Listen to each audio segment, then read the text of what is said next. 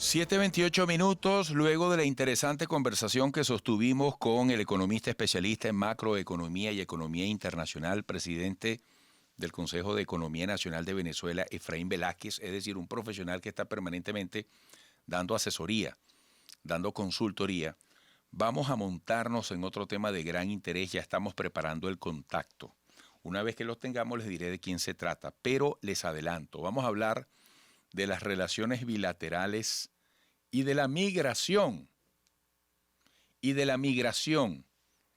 Hoy es noticia que a partir de hoy Costa Rica exige visa a los venezolanos.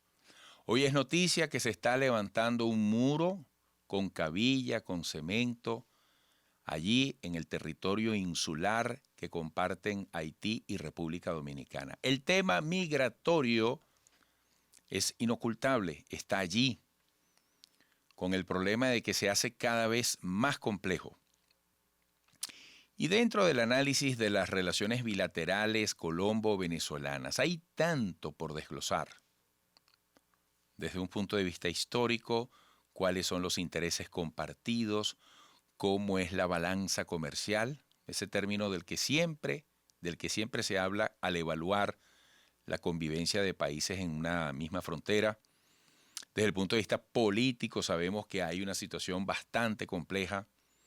Por supuesto, está también el aspecto migratorio, que en el caso de Colombia tiene un acento especial porque es Colombia la que ha recibido, la que ha acogido más venezolanos migrantes que cualquier otro país.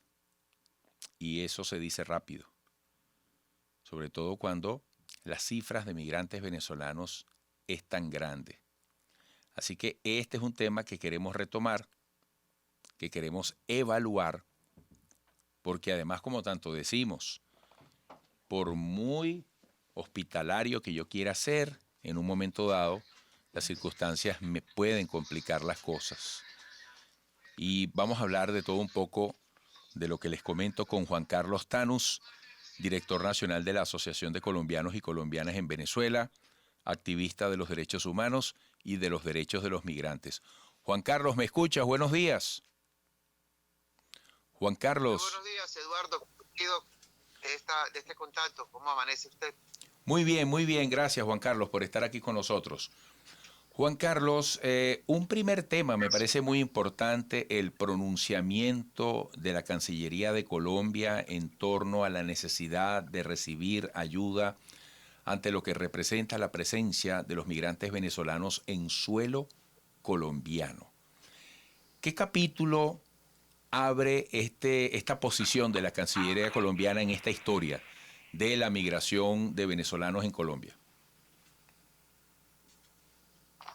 Bueno, Eduardo, en principio hay que resaltar que el gobierno colombiano ha mostrado una coherencia en el tema de la migración de venezolanos con destino a Colombia en relación con la utilidad, es decir, el sentido de la utilidad que le proporciona los migrados en territorio colombiano. ¿Por qué? Porque sin duda estos últimos 15 días ha sido de un discurso de mucha coherencia, ¿no? En relación a ello, a la utilidad que están buscando en la movilidad humana de migrados venezolanos. Digo esto porque recientemente el presidente Duque ha estado trabajando en Europa, lo hizo además en el Europarlamento, la solicitud para que los aliados o sus socios cumplan con las cuotas establecidas de los aportes que hasta el momento, de acuerdo con datos del mismo gobierno colombiano y de las organizaciones no gubernamentales que le hacen seguimiento, se aproximan ya a los 1.700 millones de dólares que se han recibido en el gobierno, en este gobierno, para la atención a los migrados. Y eso desde Europa también deja la sensación en la búsqueda de más apoyo. Luego la señora canciller, vicepresidenta, la doctora Marta Lucía Ramírez, asume que el gobierno colombiano no tiene ya la capacidad para atender, y justamente en esa alocución genera 4 elementos importantes que nosotros hemos considerado de vital hacer el análisis respectivo, porque primero habla con mucha fuerza de evitar la migración, cuando la migración es un derecho, y ese derecho consagrado en el 13 de la Declaración Universal de los Derechos Humanos, pareciera entonces que de manera pública se intenta agredir esa condición o esa favorabilidad que se tiene desde la condición humana. El segundo elemento es que por primera vez la doctora Marta Lucía ya empieza a hablar y diferenciar entre la migración económica y los refugiados. Ya empezó a hacer el paréntesis entre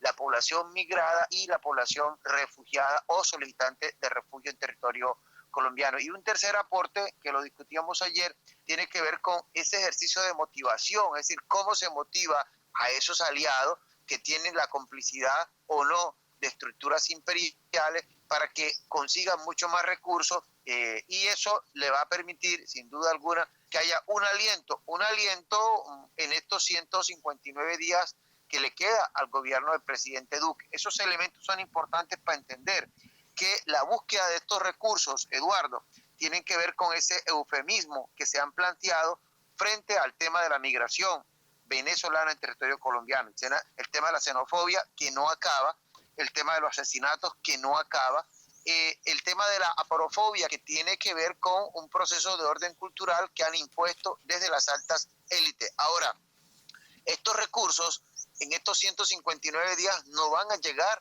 a cubrir los gastos y costos que tiene la atención a migrados venezolanos en territorio colombiano. Ejemplo, en el sector salud, porque el gobierno con esos recursos no está pagándole a las EPS la destinación específica que debería hacerse para la atención en salud, por citar un elemento, ¿no? El otro sería el tema de educación, porque los gastos que se están realizando en territorio colombiano son con cargo al presupuesto de la nación, no con cargo a los recursos que están entrando provenientes de la cooperación o del apoyo internacional. Es decir, ese eufemismo nos queda mucho más claro en el sentido en que el gobierno intenta recoger, reordenar el flujo de caja, cerrar la caja con las propuestas que tenían frente al tema de la migración, pero no están dándole cabida o cumplimiento a las obligaciones que demanda en materia de salud, porque hay mucha deuda del gobierno colombiano con las empresas prestadoras de servicios de salud en ese territorio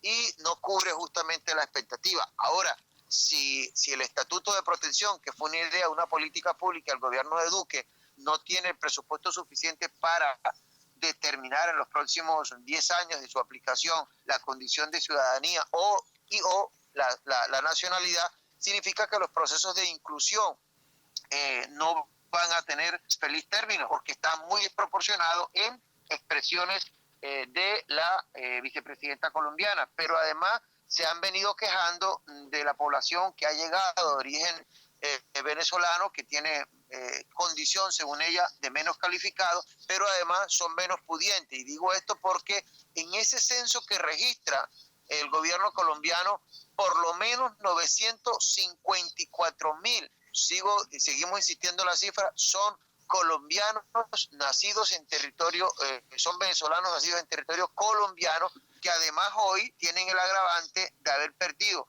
por lo menos 42.600 la nacionalidad bajo una decisión administrativa de la Registraduría Nacional del Estado Civil. Significa que el tema económico no le va a dar la seguridad a la migración de permanecer en un proceso de inclusión en territorio colombiano, porque finalmente en el gobierno colombiano va a terminar tirando la toalla frente a la migración venezolana y cerrando el capítulo el próximo 7 de agosto con cualquier candidato que llegase al trono presidencial.